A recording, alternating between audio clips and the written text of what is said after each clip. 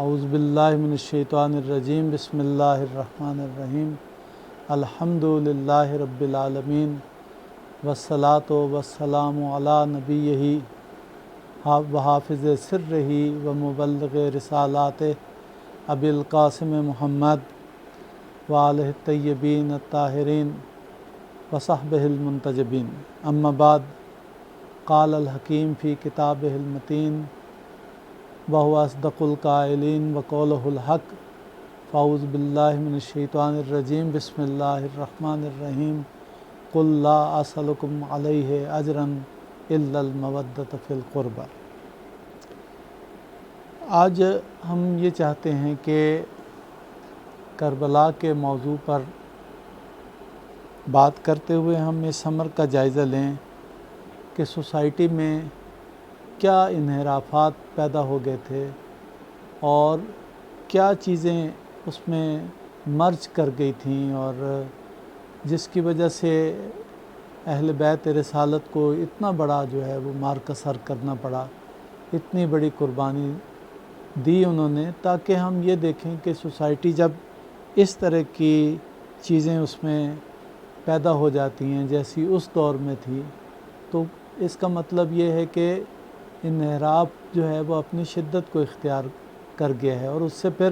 نکلنا ضروری ہو جاتا ہے۔ دیکھیں کربلا کا اصل مقصد تو یہی ہے کہ حق اور باطل کے مابین وہ ایک حد فاصل کی حیثیت رکھتی ہے، تو دیکھنا یہ پڑے گا کہ کس چیز نے باطل کو متشکل کیا تھا، باطل کن چیزوں کی وجہ سے چھا گیا تھا اور باطل کا غلبہ کن امور کی وجہ سے ہو گیا تھا۔ ایک تو یہی بات ہے جس کی طرف اس آیہ مجیدہ میں دیکھیں اشارہ کیا گیا ہے کہ نبی پاک کے اہل بیت جو ہے یا ان کے جو قریبی ہیں ان کی محبت اللہ تعالیٰ نے جو ہے اس کو اجر رسالت قرار دیا، اس کو ایک طرح سے ہمارے اوپر واجب قرار دے دیا ہے۔ اسی ایک آیت سے یہ بات ثابت نہیں ہوتی بلکہ اور بھی آیات اور نبی پاک کی احادیث جو صحیح و سند احادیث ہیں، یہ متواتر احادیث ہیں، ان میں بھی اہل بیت کی محبت پر بہت زور دیا گیا ہے اور اہل بیت کی شناخت پہ بہت زور دیا گیا ہے، ان کی پیروی پر جو ہے وہ بہت زور دیا گیا ہے۔ تو میرا خیال ہے کہ امت نے یہ جو گھرانہ تھا جس کو ہم اہل بیت رسالت کہتے ہیں، جس کو ہم نبی پاک کا گھرانہ کہتے ہیں، جس کو نبی پاک کہہ گئے تھے کہ میں دو چیزیں چھوڑے جاتا ہوں، ایک اللہ کی کتاب اور دوسری یہ میری اطرت اہل بیت، ان کا دامن پکڑے رکھو گے تو کبھی گمراہ نہیں ہوگے اور یہ بھی آپس میں ایک دوسرے سے جدا نہیں ہوں گے یہاں تک کہ حوض کوثر پہ میرے پاس جو ہیں وہ پہنچ جائیں۔ تو اس کا مطلب یہ ہے کہ گمراہی کی جو بنیاد پڑی ہے وہ اہل بیت رسالت سے دوری کی وجہ سے پڑی ہے، کیونکہ اگر ان کا دامن پکڑے رہتے تو نبی پاک تو پہلے فرما گئے ہیں، یہ متواترات میں سے یہ حدیث اور اسی کی ہم معنی یا اسی کو سپورٹ کرنے والی اور بہت ساری احادیث جو ہیں وہ موجود ہیں، جیسا کہ فرمایا گیا ہے کہ میرے اہل بیت کی مثال جو ہے وہ کشتی نوح کی سی ہے، جو اس میں سوار ہوگا تو وہی بچے گا، جو اس میں سوار نہیں ہوگا وہ غرق ہو جائے گا۔ اس کا مطلب ہے کشتی نوح سے اتر گئے تھے لوگ، تو کشتی نوح سے اتریں گے تو پھر ظاہر ہے کہ تباہی ہے، تنزل ہے، بربادی ہے، انحراف ہے، باطل کا ساتھ دینے کے مترادف ہے۔ تو کشتی نوح تو یہی تھے، اہل بیت رسالت ہی۔ اسی طرح سے اور بھی بہت ساری احادیث ہیں جس سے یہ ظاہر ہوتا ہے کہ اہل بیت کا دامن پکڑے رکھنا ضروری تھا۔ امام حسین علیہ السلام نے اسی بات کو اس موقع پر بیان فرمایا کہ جس میں آپ کو بلایا گیا مدینہ کے گورنر نے، اس کو جب یزید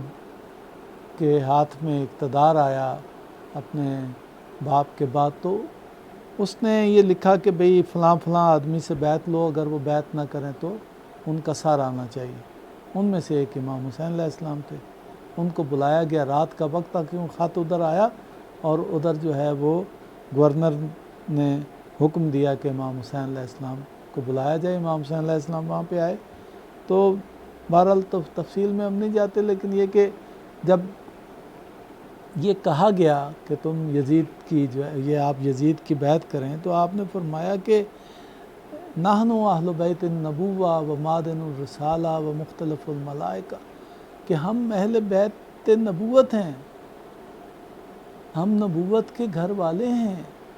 ہم رسالت کی کان ہیں، ہمارے گھروں میں ملائکہ کا آنا جانا ہے، ہمارے گھروں میں وحی کا نزول ہوتا ہے۔ نہیں، یہ ملائکہ کا آنا جانا اور اس گھر میں وحی کا نازل ہونا، اس طرح کی آپ نے پھر یہ فرمایا کہ پھر یزید کی ماہیت کو بیان کیا کہ وہ کیا ہے اور اس کی کیا حیثیت ہے اور وہ کیا اس کا کردار ہے، اس کے ظلم اور اس کے جو ہے وہ ناحق انسانوں کے قتل اور بیت المال میں اس کے ناجائز تصرف اور کرپشن۔ تو آپ نے کہا وہ تو یہ کام کرتا ہے، اللہ کے حرام کی ہوئی چیزوں کو حلال بناتا ہے اور حلال کی ہوئی چیزوں کو حرام قرار دیتا ہے، تو کس طرح سے مجھ جیسا یزید جیسے کہ بیعت نہیں کر سکتا؟ تو اس کا مطلب یہ ہے کہ دوسری ایک تو یہ بات سامنے آ گئی کہ لوگ اہل بیت سے دور ہو گئے تھے۔ اتنا قرآن حکیم کی آیات میں ایسی چیزوں کا آنا، آیت تطہیر کا ہونا، آیت مباہلہ کا قرآن میں ہونا، آیت مودت کا قرآن میں ہونا، یا ایسی احادیث کا، اس کے باوجود لوگ، اس کا مطلب ہے مقام اور مرتبہ اہل بیت سے نا آشنا ہو گئے تھے یا انہوں نے نظر انداز کر دیا تھا۔ اور وہ جو اتنی وصیت بار بار نبی پاک نے فرمائی تھی کہ ان کا دامن پکڑے رکھنا، اور دامن تو انہوں نے یزید کا پکڑ لیا۔ اس طرح کے حکمرانوں کے گرد جمع ہو گئے جو لوگوں کے سامنے شراب پی کر تو وہ نماز پڑھاتے تھے 2 رکعت، کسی ایک گورنر نے نماز پڑھا دی دن کی اور نشے میں تھا اور ساتھ اس کو قے آتی تھی، اور نماز پڑھا کے 2 رکعت تو نشے کی حالت میں پیچھے والوں سے پوچھتا ہے کہ میں اور پڑھاؤں۔ تو جب اس طرح کے گورنر آ گئے تھے اور یہ جن کو طاہر مطہر کہا گیا تھا